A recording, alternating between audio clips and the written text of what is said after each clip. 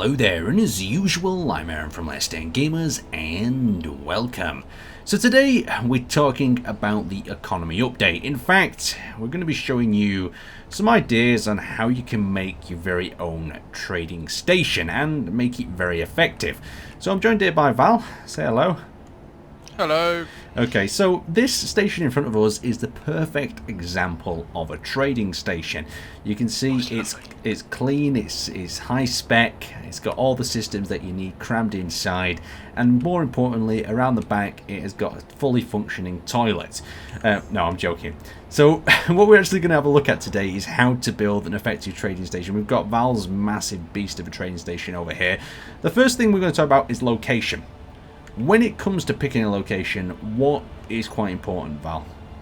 I'd definitely say accessibility. You want an area that's going to be easy to get to by everybody. It wants to be right at a crossroads on the plan, if that's what you're having it. A nice, easy area for everyone to get to. We've put it by an ice lake because it's going to be frequented by players looking for ice anyway, so it keeps it relevant and close by. So as important as the location, it's also the attractiveness of the station itself. So if you build a shabby looking shack at the side of the road like my little gas station here, then it's not going to attract as much attention of something like Val over here, where he's built this massive station. It's bright white as well. Was that part of the idea, part of the way attracting people in? Something that businesses go for when they're trying to bring people into a nice clean design, and the white on the white and black contrast I feel makes it look clean and professional, so it looks like a more reputable seller. So that's the first step, really, attracting people in, because if you don't have anyone to trade with, you don't have any business, and it's pretty much game over. So the next step is the safe zone and the generator. So I'm going to actually come down to the pad and we'll pop inside here. So if you want to lead us to the generator itself. So after these landing pads, the generator's right up in the staff room, so we've got a fully sensor pressurized airlock, so hopefully on less worlds with a world with less oxygen, we're going to have a lot less so that's something important as well, depressurization. Because if you're not going to have it on the Earth planet, you're going to need oxygen in here, and you're going to need lots of nice little things for sale. So there's no ATMs or anything down on this level. Oh, there is, yes. So if you're just looking to run in and grab, I haven't set this one up just yet, but if you're looking to come in and grab some oxygen, grab some ice or something, you can come grab some stuff from the ATM, grab some stuff from a vending machine, and be on your way without having to go further into the station. Very nice. That was going to be a factor that I was going to bring up later on, about easy access to both the cash and the items people want to buy. But take us up to the staff area and let's have a look at this shield generator, or safe zone generator, so I don't anger anyone. But is it right up here to the top? Yep, so this is going to be the trading floor, but we'll just skip past this and go right into the staff area for now. Okay. Take us on up. There we go, thank you. So as we reach into this area, this is off limits to the normal guests and traders aboard the station itself. So I've been very awkward and placed it on the ceiling up here, so it keeps it out of the way, but we can just jump up and have a look. Yeah, so what would you recommend for configuring one of these guys? Would you keep it just to the size of the station, or would you have it much larger so that I like to have it with just encompassing the station, which leaves areas around for neighbouring businesses to congregate. You might even get a little shopping district on your planet. Yeah, that would be quite good, because if you do leave it small, that means someone could build the station right next door to it, and from that you could have because if you have a hub of different trade stations who are, well, the only issue then is you'd have a bit more competitors, wouldn't you? So you couldn't offer things at extreme prices. But that kind of brings me on to the next question: competitive pricing and how to do it. Now, my recommendations, before I ask Val on it, is probably have a visit, to some of the local trade stations, see what they're offering, what the items they're offering at, and then see if you can undercut them ever so slightly, so there's more reason to come to your station. I don't know what you think on this subject, Val. I was discussing it with a few guys in the Discord yesterday, because at this current moment, there's been quite a lot of warring going on between factions on the server. Yeah. And what I've said is, during times of war and conflict on the planet, you could up the prices of munitions and fuel. Oh, so, I like that idea. So you can kind of make it a war economy, and if a lot of the people have been saying on the server at the moment, there's a big lack of platinum. So any platinum I do have, I can extend the price for. Really put the price up. So you're basically doing the supply and demand whole structure there. Yeah, capitalise on the demand of the server. So there you go. That's another little strategy. Capitalise on what is needed, what do people want the most of, and would you recommend broadcasting it out that you've got that rare supply as well via the antenna? Yeah.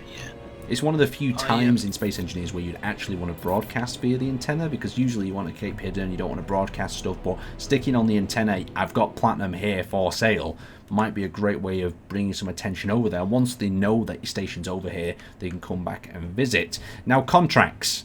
Let's talk about that. That's back on the trade floor. Okay, so we're going back upstairs again. Actually, I'm going to access a little bit of spectator camera as well. So I'm with you, but in spectator spirit, so to say. Okay. So on the trade floor, go a bit over contracts. What do you think? In my opinion, you need to offer like a diverse amount of contracts that are all exciting, but at the same time, let me just see if I can I pop my character over it? No, because they have changed the spectator system.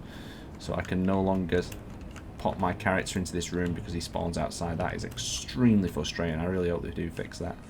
But I'm not sure if you... I'll have a look and see if you can set up... right. I've accepted the toilet repair contract now. Okay. So it says repair here. Maybe there's a pipe underneath the place I need to dig out and actually have a look at. That's quite cool. So the next thing that you can possibly do is build yourself a mobile repair van, such as this. Well, not repair van, but a mobile trading van. So we've got a vending machine in the back.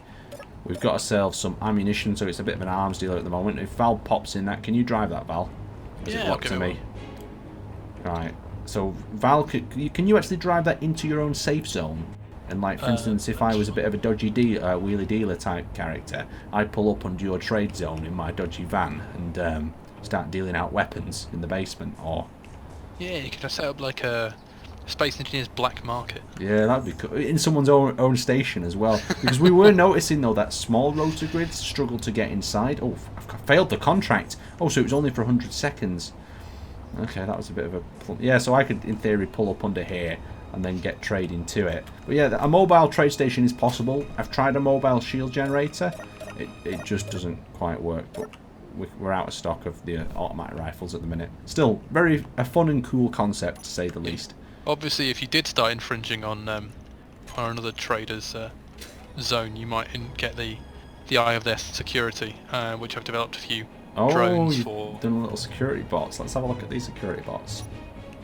So one's just coming through the trees now, and if my sim speed actually catches up. Okay, so if you catch Trader Joe on there, you can chase him off. Yes. Oh, very nice. You can chase them off, and I've armed these with a single Gatling, just to mainly for warning shots. Can the owner of the safe zone shoot? Let's find out. No, it's disabled in so the now, zone. so you can't stop Trader Joe from trading illegally underneath your station now, can you? So I can trade in here as much as I want. so it's backfired on you, that safe zone, hasn't it now? Yeah, it has. Because I'm going to undercut all your prices while being underneath your station. That is really an undercut. Right, yeah, literally and metaphorically. Okay, right, we got the lights. A parking brake doesn't seem to be working. There we go. Oh, I love the idea of a mobile little trading vehicle, because I'm sure people will make some flying ones as well. If you want to know how to make these, it's as simple as just using the rotor configuration and configuring it like that, and I've just stuck it in the back of a truck, but you could put it on a ship. But your little security bot looks really cool. It's quite simple. Is it heavy armor or light? It's light armor, and it's got a single Gatling, but it can self-destruct if needed.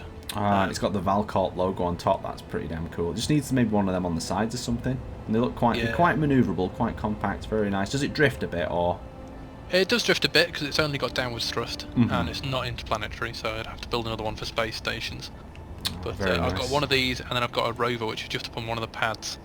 So to wrap this one up before we get it a little bit too long, there were some of our tips on trading. So to bring this video to a close, you've seen our tips on how to set up an efficient station.